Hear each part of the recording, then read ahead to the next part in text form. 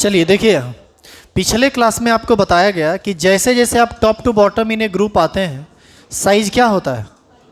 Size बढ़ता है। और जैसे जैसे आप पीरियड में लेफ्ट टू राइट जाते हैं, साइड घटता है। यही ना बताया गया?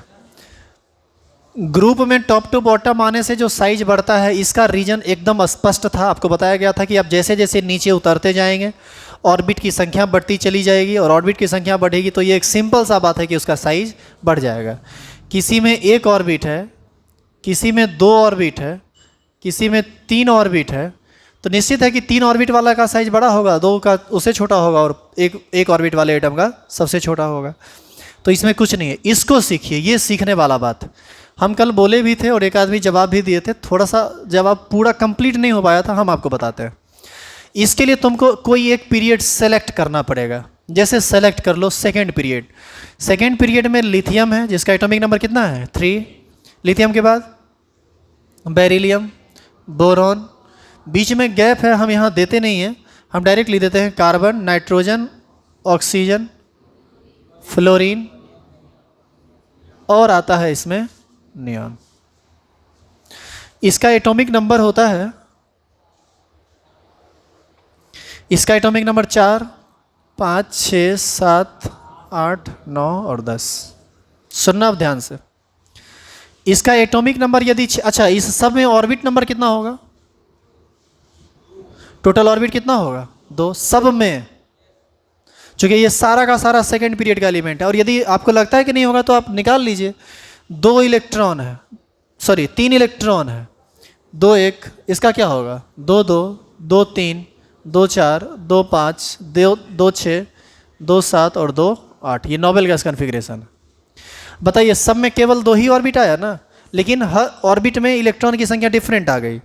लेकिन इसमें भी 2 ऑर्बिट, इसमें भी 2 ऑर्बिट, सब में 2 ऑर्बिट। अब बताइए, इसमें प्रोटॉन कितना है? 3, इसमें 4, 5, 6, 7, 8, 9, 10। ऐसा इसलिए क्योंकि किसी भी न्यूट्रल एटम में, न्यूट्रल या किसी भी एटम आयन में प्रोटॉन की संख्या उतनी ही होती है जितना उसका एटॉमिक नंबर होता है। अब यहाँ पर 3 प्रोटॉन है, यहाँ 4 प्रोटॉन। सबसे ज़्यादा प्रोटॉन कहाँ पर है? इसको आप हटाइए, साइड कीजिए इसको। सबसे ज़्यादा प्रोटॉन कहाँ पर है? फ्लोरीन तक में। बताइए, फ्लोरीन का। तो सबसे ज़्यादा जो न्यूक्लियर चार्ज होगा, न्यूक्लियर चार्ज का मतलब होता है न्यूक्लियस में उपस्थित चार्ज, वो सबसे ज़्यादा फ्लोरीन के केस में होगा। अब देखो, यहाँ पर ये जो लिथियम का एटम है, इसमें भी 2 ऑर्बिट है। बेरिलियम है, इसमें भी 2 ऑर्बिट, इसमें भी 2 ऑर्बिट है। बस 3 पर आप समझ लीजिए, सब बात आपको अपने आप समझ में आ जाएगा। ये जो ऑर्बिट का निर्माण करता है, ये निर्माण कौन करता है? इलेक्ट्रॉन ही ना करता है। यहाँ पर 3 प्रोटॉन है और यहाँ पर 5 प्रोटॉन है। आप ये बताइए कि कौन ज़्यादा खींच लेगा इलेक्ट्रॉन को? न्यूक्लियर चार्ज जहाँ पर ज़्यादा रहेगा, चूँकि इलेक्ट्रॉन निगेटिव चार्ज पार्टिकल है और प्रोटॉन पॉजिटिव चार्ज पार्टिकल है। तो ये 5 प्रोटॉन यहाँ पर खींच रहा है 2 ऑर्बिट को, एक ये ऑर्बिट और एक ये ऑर्बिट। यहाँ पर भी 2 ही ऑर्बिट खींचा जा रहा है, किसके द्वारा? 4 प्रोटॉन के द्वारा। यहाँ 2 ही ऑर्बिट कितने के द्वारा खींचा जा रहा है? 3 इलेक्ट्रॉन के द्वारा। यहाँ भी केवल 2 ही ऑर्बिट है और वो खींचा जा रहा है कितने प्रोटॉन के द्वारा? 9 प्रोटॉन के द्वारा। तो कहाँ पर सबसे ज़्यादा खींचा जाएगा वो ऑर्बिट? सबसे ज़्यादा नज़दीक कहाँ पर हो जाएगा ऑर्बिट? जब एटॉमिक नंबर सबसे ज़्यादा हो।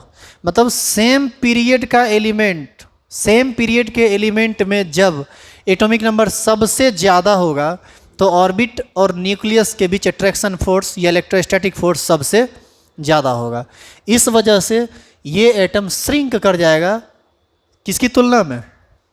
लिथियम की तुलना में। और लिथियम का साइज बड़ा हो जाएगा और फ्लोरीन का साइज छोटा हो जाएगा। इस प्रकार हम जैसे जैसे लेफ्ट टू राइट जाते जाते हैं, एटॉमिक नंबर बढ़ता जाता है। एटॉमिक नंबर बढ़ने से न्यूक्लियस में प्रोटॉन की संख्या बढ़ती चली जाती है, लेकिन ऑर्बिट की संख्या बढ़ती घटती नहीं है। और यदि ऑर्बिट 2 ही रह गया हर बार, तो जिस एटम में प्रोटॉन की संख्या जितनी ज़्यादा होगी उसका साइज उतना ही छोटा होगा। इसीलिए आप कल लिखे थे, from left to right in a period atomic size decreases. समझ में आया कि साइज क्यों? मैं समझ में आ गया ये चीज़? चलिए, तो अब बोलो। हाँ वहीं पर अब पहुंच रहे हैं, बैठ जाइए। एक्चुअल में अब मिटा के हम वही बात बोलने वाले थे जो आप पूछ रहे हैं। बात इसको हम ख़त्म नहीं किए, हम अगला टॉपिक नहीं डाल रहे हैं। अब आप देखिए, अब एक्चुअल में हम आपको साइज़ का ऑर्डर लिखने वाले थे। जब आपको साइज़ का ऑर्डर लिखते तो वो चीज़ अपने आप आ जाता। तो इस हिसाब से सेकेंड पीरियड का जो एलिमेंट है उसमें सबसे छोटा साइज किस, सबसे बड़ा साइज किसका होगा? लिथियम का। इससे ज़्यादा, सॉरी इससे कम बेरिलियम, फिर कार्बन, नाइट्रोजन, ऑक्सीजन, फ्लोरीन। ऐसा ही ना होगा? यहाँ तक ये ऑर्डर एकदम सही है, ठीक है, ये बिल्कुल सही है। लेकिन जब आप इसी केस में नियन पर आइएगा ना, तो यहाँ पर ऑर्डर में कुछ गड़बड़ी आ जाती है। ऑर्डर में क्या गड़बड़ी आती है अब आप इसको समझिए। देखो ऐसा है कि हम किसी स्पेशल एक एटम पर एटॉमिक रेडियस का एग्जैक्ट कैलकुलेशन नहीं कर सकते। तो वो जब भी कैलकुलेशन होता है तो कैसे कैलकुलेशन होता है? जब वो आपस में जुड़ता है, चाहे मेटालिक बॉन्ड के थ्रू जुड़े, चाहे कोवेलेंट बॉन्ड के थ्रू जुड़े, या वंडरवाल फोर्स के द्वारा जुड़े। नियन के साथ क्या है कि ये बॉन्ड का फॉर्मेशन नहीं करता है। तो यहाँ पर कौन सा अट्रैक्शन फोर्स काम करता है? वंडरवाल। वंडरवाल फोर्स के कारण इसका साइज, इसका जो साइज है ये फ्लोरीन की तुलना में बड़ा हो जाता है। मतलब सिर्फ इस केस में आके, जैसे इसके नीचे तुम यदि लोगे तो इसके नीचे सोडियम है, सोडियम के बाद मैग्नीशियम, मैग्नीशियम के बाद aluminium, silicon, phosphorus, sulphur, chlorine और आर्गन। एक्चुअल में ये सारे के सारे थर्ड पीरियड के एलिमेंट हैं। इसमें भी तुम ऑर्डर पर जाओगे ना तो ये बिल्कुल इस तरह का ऑर्डर आएगा। इस सब में सबसे छोटा साइज किसका हो जाएगा? क्लोरीन का। लेकिन जब तुम यहाँ पर आओगे ना तो एक एक्सेप्शन बन के आता है, और इस सब का साइज होता है नियन और ऑर्गन का, ये यहाँ आ जाता है और ये टोटल का टोटल उठ के यहाँ आ जाता है। बस यही आपको ध्यान रखना है, ड्यू टू वंडरवाल रेडियस। सब खड़ा हो जाइए, आप खड़ा हो जाइए। हम समझ में आए कि हम आपको क्या बोल के निकल गए? क्लियर है ये बात? तो वंडरवाल रेडियस के कारण, सुन लो सब लोग ऑर्डर ध्यान में रखना, चूँकि कल आप ये बात लिखे हैं। तो ये एक जनरल ट्रेंड है। देखो इसी में लोग, यदि हम चाहते तो हम अपवाद कह के निकल जाते, लेकिन अपवाद कह के निकलना समस्या का समाधान नहीं है। समस्या का समाधान तब है जब आप उसका प्रॉपर रीज़न समझें कि आखिर ये अपवाद क्यों है। कभी कभी कुछ अपवाद ऐसा होता है जिसका कोई रीज़न अभी तक नहीं आया है, तो वहाँ पर कुछ बोलने में नहीं हो, ये एक अलग बात है। लेकिन सबका, लगभग सबका रीज़न है। यहाँ पर जो इसका कंसेप्ट बताया गया, उस कंसेप्ट के आधार पर चलता चला गया। जब हम यहाँ पर पहुँचे तो ये बात सही है कि यहाँ पर ऑर्बिट खींचा होगा, 10 प्रोटॉन खींचा होगा, लेकिन चूंकि ये बॉन्ड का फॉर्मेशन नहीं करता है, किसी तरह का कोई ओवरलैप नहीं करता है, तो जब हम दो को आपस में मिलाते हैं तो इसके वनस्पति इसका जो डिस्टेंस होता है वह थोड़ा ज़्यादा हो जाता है, जिस वजह से इसका साइज़ बड़ा हो जाता है और फ्लोरीन का साइज़ छोटा हो जाता है। तो आप क्या करेंगे, साइज़ के फैक्टर में जब भी आपको पूछा जाए या जब भी इस पर क्वेश्चन आए तो एक बात हमेशा ध्यान में रखना। देखो ध्यान से सब लोग, हम जैसे जैसे इधर से इधर जा रहे हैं साइज घटता जा रहा है, घटता जा रहा है। लेकिन यहाँ पर क्या करना है, इस 18वें वर्ग को, 18वें ग्रुप को 17वां के पास लेके आ जाइए और 17वां को 18वां के पास लेके चला जाइएगा। क्योंकि ये सब वंडरवाल रेडियस के कारण थोड़ा साइज हेलोजन की तुलना में थोड़ा बड़ा हो जाता है। तो ये बात इस केवल यहाँ नहीं पूरे पीरियड टेबल में अप्लाई हो जाता है, और इस तरह से हम साइज को चेक कर पाते हैं, निकाल पाते हैं। और कोई दिक्कत है आपको? बैठ जाइए। तो साइज के फैक्टर में हम क्या करें बताइए, नियन को यहाँ पर लिखेंगे और फ्लोरीन को यहाँ पर। यानी आप ये बताइए कि किसी पीरियड में सबसे छोटा साइज किसका होता है? हेलोजन का। हेलोजन का बोलिए ना, halogen. Fluorine, chlorine, bromine, iodine, ये सब तो हेलोजन के अंतर्गत ही आता है ना। तो एग्जाम्पल उतारिए। अब कल लिखे हुए थे ना, वो लाइनिंग किए हुए थे ना सारा चीज, नीचे एग्जाम्पल लिखिए। ये है इन पीरियड, और इसी में इन ग्रुप आ जाएंगे। तब इन ग्रुप आ जाएंगे तो सबसे ऊपर हाइड्रोजन है, इसका साइज सबसे छोटा होगा। इससे बड़ा होगा किसका? लिथियम का। इससे बड़ा इससे बड़ा सोडियम। तुमको याद नहीं है क्या ये ग्रुप? बताओ क्या क्या आता है ये?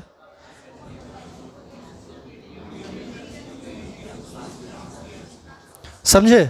सुनिए, एस ब्लॉक एलिमेंट जब आप पढ़ रहे थे तो आपको याद है, आपको बोला गया था कि francium has biggest size with respect to all over elements present in nature. याद आया आपको? अब थोड़ा उस बात को समझ लीजिए जो पीछे छोड़ गए हैं आप, वहां पर आप समझे नहीं थे, अब यहां समझ लीजिए। सुनिएगा इधर, from top to bottom in a group size increases, whereas from left to right in a period size decreases. हम जब इधर से इधर चलेंगे तो साइज डिक्रीज करेगा। उस आधार पर फ्रांसियम से इधर सब का साइज किस फ्रांसियम से छोटा होगा या बड़ा होगा? छोटा होगा। जैसे जैसे इधर बढ़ते जाएंगे साइज छोटा होता जाएगा, और जैसे जैसे ऊपर से नीचे आते जाएंगे वैसे वैसे साइज। अब बताइए, आपको समझ में आया कि फ्रांसियम का साइज सबसे बड़ा क्यों होता है? क्लियर है ये चीज़? अब देखेंगे, कहेंगे कि सर ये सब है सो, अरे भाई ये सब तो यहाँ पर है, ये सारा का सारा यहाँ पर है, और ये सारा का सारा यहाँ पर है, तो इसी का ना साइज सबसे बड़ा होगा। तो इस बात को आप याद रखिएगा, ये सब ऑब्जेक्टिव क्वेश्चन के लिए बहुत इंपॉर्टेंट है। उतारिए।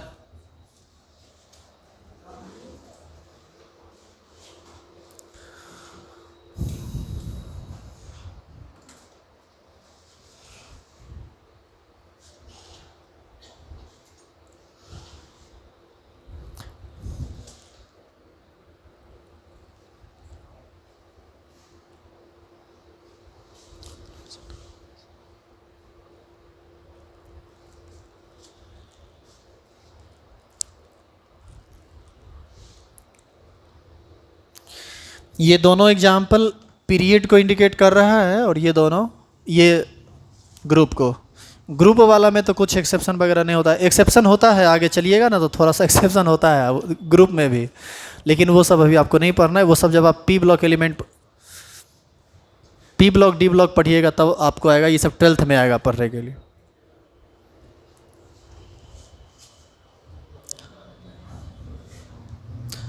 कुछ कुछ जगह जो है ना ग्रुप में भी कन्फ्यूजन है, कन्फ्यूजन नहीं मतलब अपवाद है, ये एक्सेप्शन है।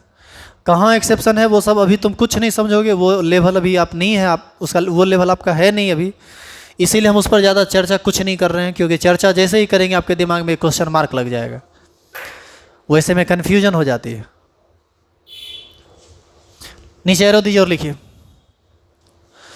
सुनो, हम ये कह सकते हैं, सुनो हम ये कह सकते हैं,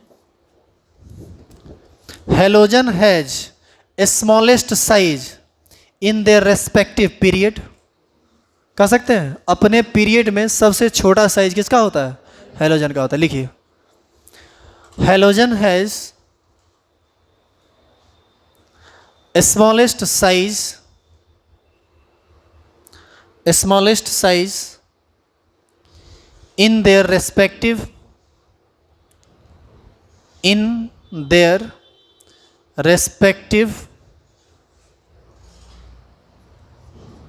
in their respective period।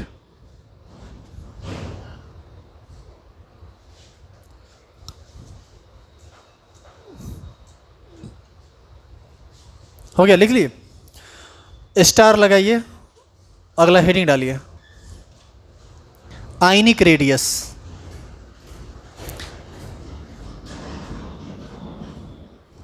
अभी आप क्या पढ़ रहे थे?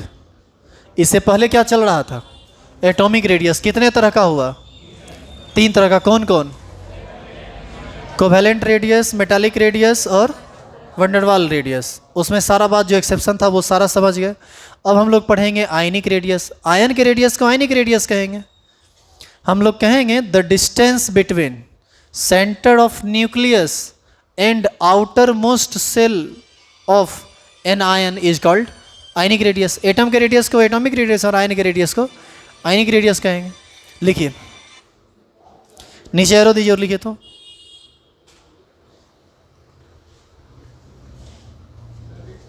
the distance between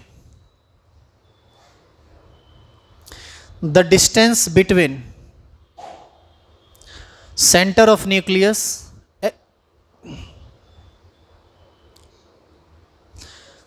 the distance between center of nucleus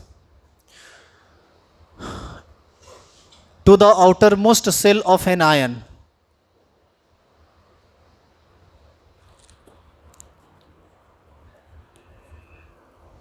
To the outermost shell of an ion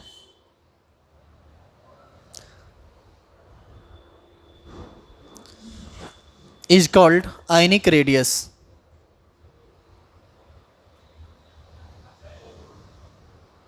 Is called ionic radius. लिखेंगे there are two types of ionic radius.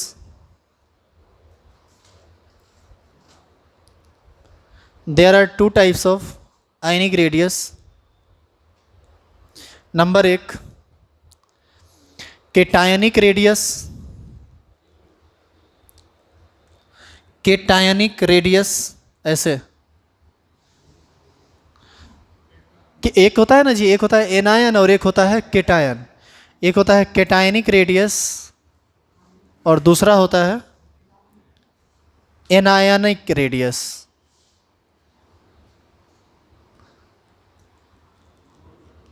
इसको define करने की कोई आवश्यकता नहीं है, इसका डेफिनेशन सेम उसी के जैसा होगा. नीचे नोट करके लिखेंगे. लिखेंगे केटायनिक रेडियस. नीचे नोट करके लिखना है cationic radius is always smaller than. Cationic radius is always smaller than its atomic radius.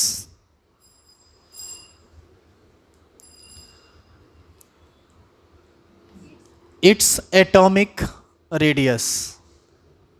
Cationic radius is always smaller than its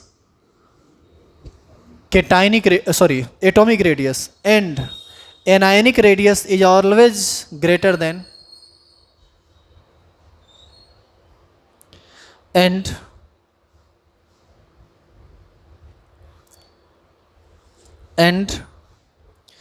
anionic radius is always greater than its atomic radius. Always greater than its atomic radius. अब जो बात अभी आप लिखे हैं उसको आप एक एग्जाम्पल पर समझ लीजिए, ध्यान दीजिएगा. K+ एक केटायन है या क्या है? ये एनायन है. क्या है? ये केटायन है. और इसका एक टर्म क्या है? के. तो के एक एटम है और केटायन है K+, तो इसी का ना केटायन है ये. तो इसी के बारे में कहा क्या कि इसमें एटॉमिक रेडियस, एटम का रेडियस बड़ा होगा किसके रेडियस से? केटायन के रेडियस से. ये एक बड़ा सिंपल सा बात है.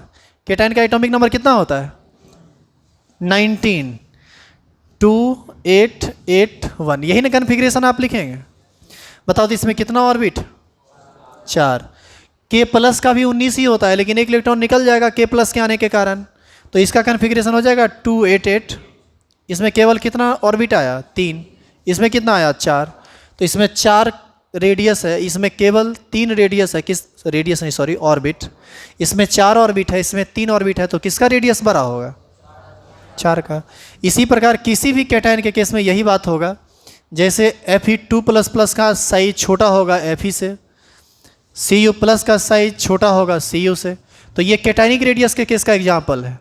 और इधर देखिए आप, एक है Cl और एक है Cl-. किसका साइज बड़ा होगा? Cl- का. एनायन के केस में उल्टा हो जाता है.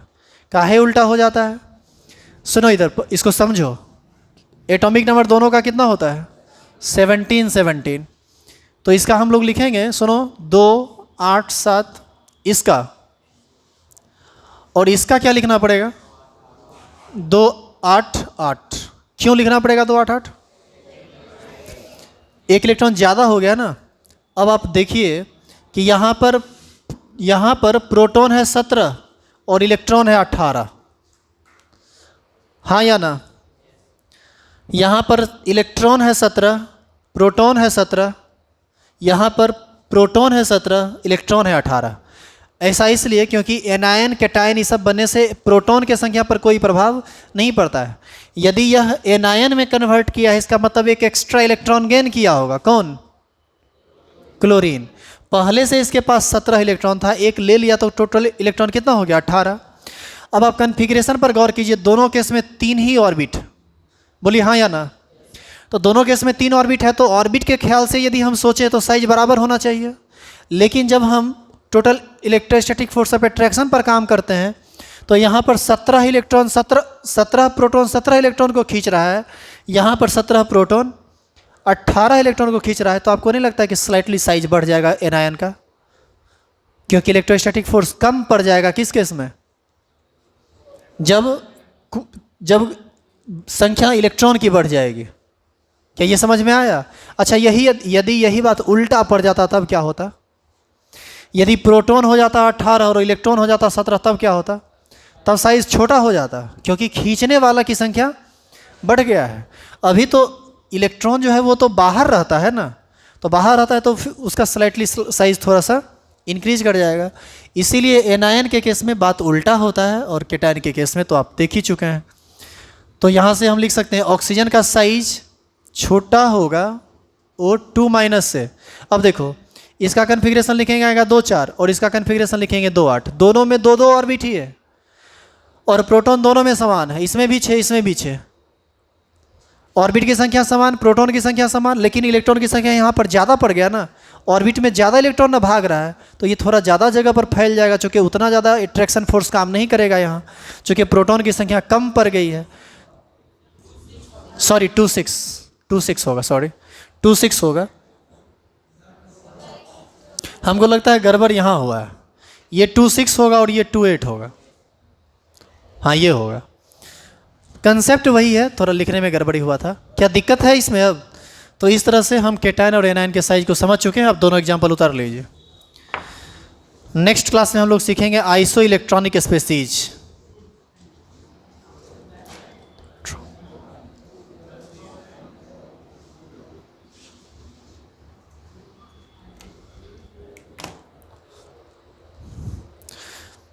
जब तक आप अपने मेन बैच में नहीं आ जाएंगे आपकी पढ़ाई थोड़ी कम होगी। थोड़ा बैच डिस्टर्ब चल रहा है, टोटल सब बैच में उल्टा पुल्टा सब चल रहा है। तो अब मेन बैच में आइए 3 से 4 में, तो वहाँ से पढ़ाई अब आपका रेगुलर ढंग से हो पाएगा। तो हम ऐसा नहीं कह रहे हैं कि अगला 3 दिन छुट्टी है, हम ये कह रहे हैं कि पढ़ाई थोड़ी कम होगी लेकिन पढ़ाई होगी।